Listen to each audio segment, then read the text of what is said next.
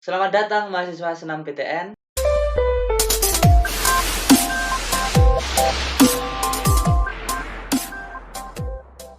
Kemarin banyak banget orang yang alhamdulillah masuk seleksi SNMPTN, masuk perguruan tinggi negeri.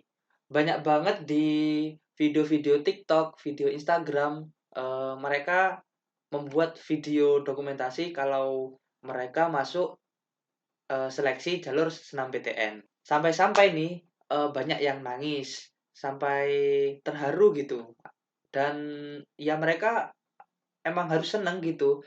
Soalnya kenapa? Ya itu merupakan sebuah pencapaian yang harus mereka syukuri.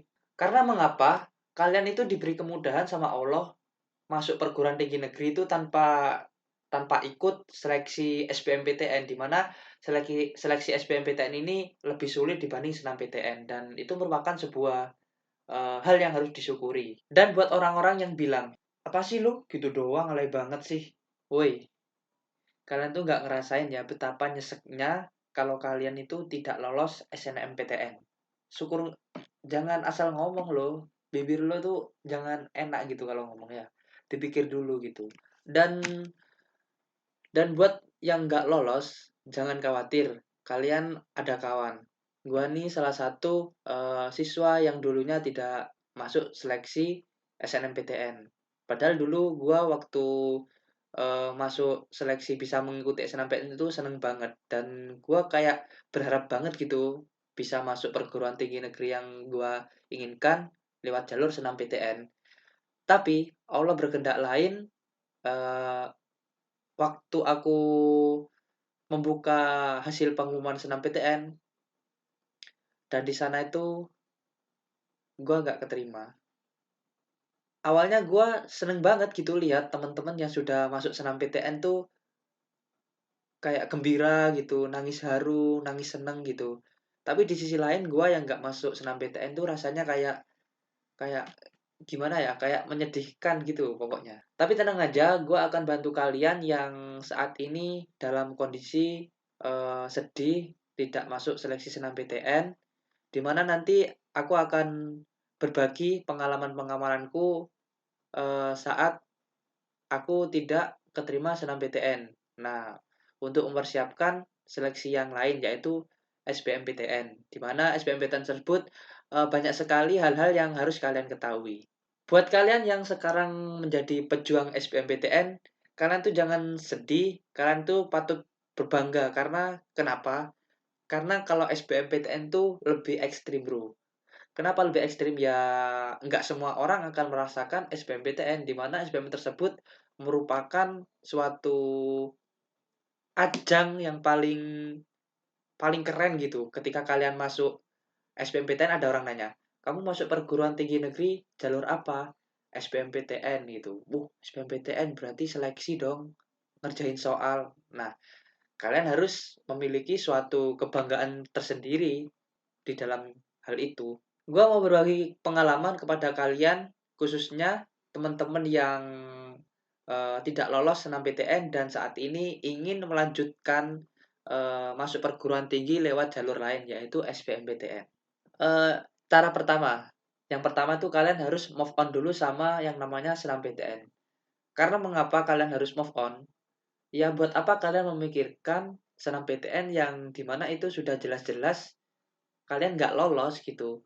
Mau kalian pikirin kayak apa, ya tetap aja kalian nggak akan ngikuti senam PTN dua kali. Karena senam PTN itu berlaku saat kita eh, apa lulus dari sekolah gitu. Dan meskipun kalian mengikuti seleksi di tahun depan, ya kalian tetap mengikuti seleksi SBMPTN seperti itu. Jadi ya jangan terpuruk di zona itu saja. Kalian harus bangkit dan mulai belajar gitu. Dan hal tersebut akan menjadi hantu bagi kalian. Ketika nanti kalian eh, ingin mengikuti SBMPTN, kalian belum move on, ya pasti kalian nanti akan dihantui oleh senam PTN gitu. Kalian akan memiliki perasaan menyesal seperti itu. Oke, cara yang kedua. Yang kedua yaitu kalian harus sering membaca soal-soal SBMPTN tahun lalu. Ya, gua sendiri nggak jamin sih kalau soal-soal SBM yang akan datang ini sama seperti soal-soal SBM yang tahun lalu. Karena pengalaman gua waktu gua SBMPTN tuh emang soal-soalnya tuh nggak ada yang sama, tapi beberapa tuh ada soal-soal yang mirip gitu. Bahkan jawabannya pun sama, tapi rata-rata di soal SBM tahun lalu itu memiliki kemiripan yang hampir sama gitu. Jadi sebagian besar soal-soal SBM tahun lalu itu bisa saja mirip sama soal-soal SBM yang tahun depan gitu. Jadi kalian nggak perlu khawatir ya, kalian tetap baca aja soal-soal SBMPTN seperti itu.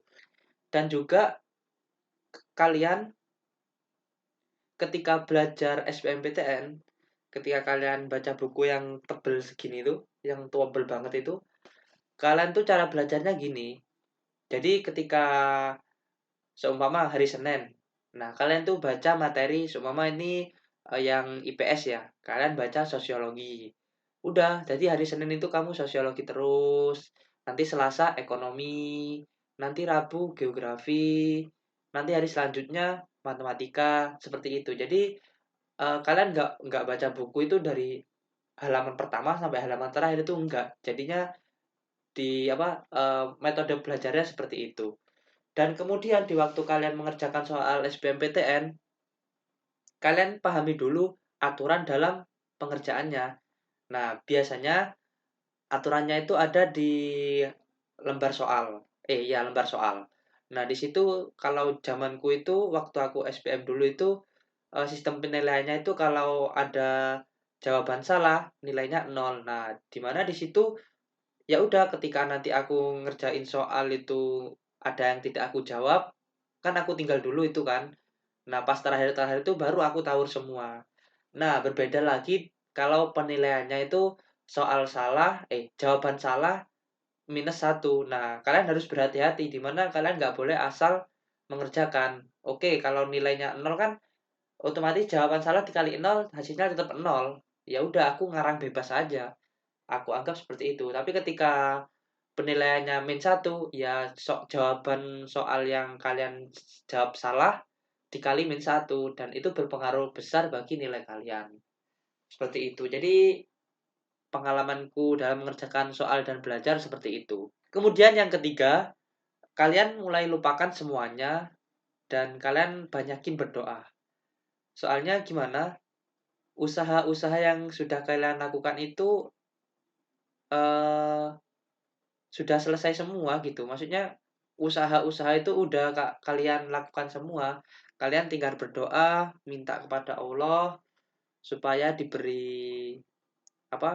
Diberikan nilai yang baik gitu. Terus semoga ya intinya semoga kalian mendapatkan apa yang kalian inginkan seperti itu. Dan ketika nanti kalian tidak lolos SBMPTN, ya kalian jangan down, jangan sampai aku udah berjuang, udah ngikuti itu, tapi tetap aja nggak lolos. Ya berarti bukan rezeki kalian, bukan berarti apa yang aku sampaikan tadi tuh benar-benar bisa membuat kalian tuh lolos SBMPTN. Nah, ini hanya sekedar pengalamanku ketika aku mengikuti SBMPTN.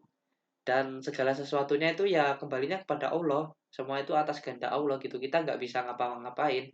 Kita hanya berdoa minta kepada yang memiliki kehendak seperti itu. Oke, mungkin cukup sekian video dari aku. Ketika kalian ingin sharing-sharing, ingin membahas apa, kalian bisa tanyain ke aku.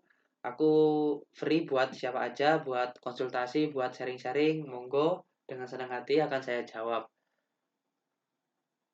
Terus terakhir saya mengucapkan selamat buat siswa yang mengikuti senam PTN yang sudah lolos menjadi mahasiswa, dan untuk yang tidak lolos senam PTN tetap semangat mengikuti seleksi penerimaan mahasiswa jalur SBMPTN.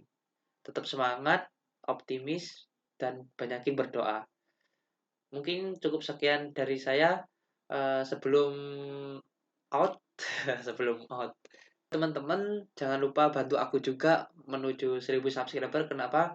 Karena ya channelku ini nggak sampai 1000 gitu, biar ya kalian paham sendiri lah kayak gitu ya. Jadi mungkin Cukup sekian video dari aku. Kurang lebihnya mohon maaf. Wabillahi taufiq wal hidayah. Assalamualaikum warahmatullahi wabarakatuh. Iya.